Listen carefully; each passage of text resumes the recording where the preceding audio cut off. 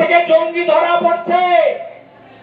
এই বাংলায় বিশ্বকবি রবীন্দ্রনাথ ঠাকুর থেকে শুরু করে বিশ্ববরেণ্য নেতারা জন্মগ্রহণ করেছেন।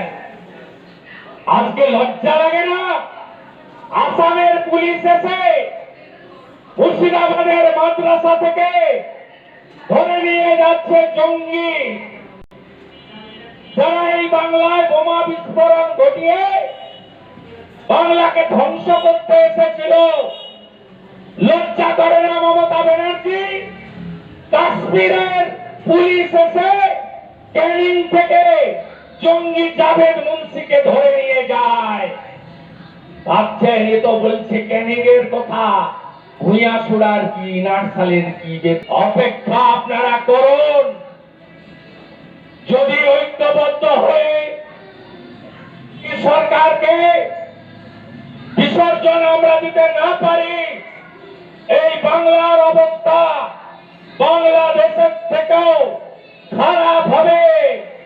3 কোটি বাঙালি হিন্দু শুধু ধর্মীয় কারণে এক কাপড়ে বাংলাদেশ থেকে বিভিন্ন সময় পালিয়ে আসতে বাধ্য হয়েছে, যার মধ্যে আমার মাতৃদেবী শ্রীমতী গায়ত্রী ভট্টাচার্য, তৎকালীন আজকে শ্রীমতী গায়ত্রী অধিকারী আছেন। 60 সালে ওনার পিতৃদেব মাখনলাল ভট্টাচার্য বরিশালের শিক্ষক ছিলেন।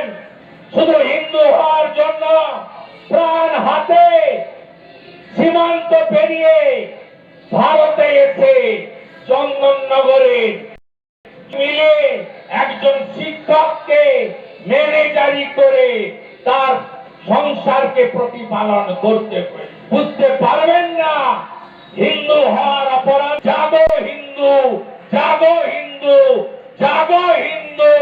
অটল বিহারী বাজপেয়ীকে সামনে রেখে প্রতিজ্ঞাবদ্ধ হও।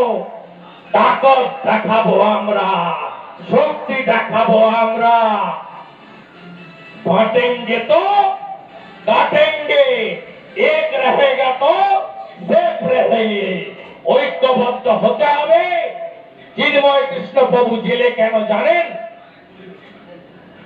কেন জানেন? আমাদের মধ্যে অনেক ভাগ ছিল, ব্রাহ্মণ, ক্ষত্রিয়, বৈশ্য, শূদ্র।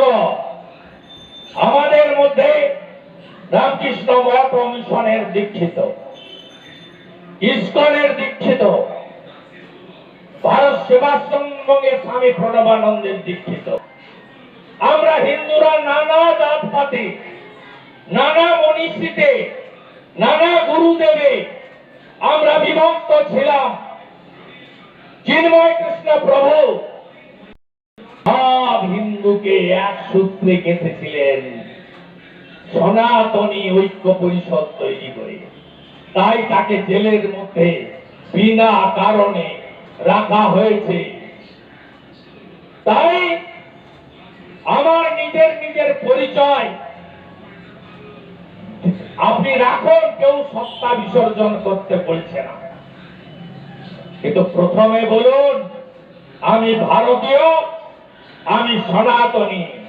দেখবেন আপনি জিতবেন।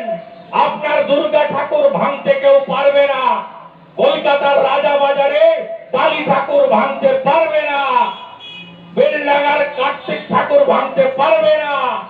আপনি আক্রান্ত হবেন না। আপনার রামনবমীর মিছিলে ঢিল ছুড়া বন্ধ হবে। এক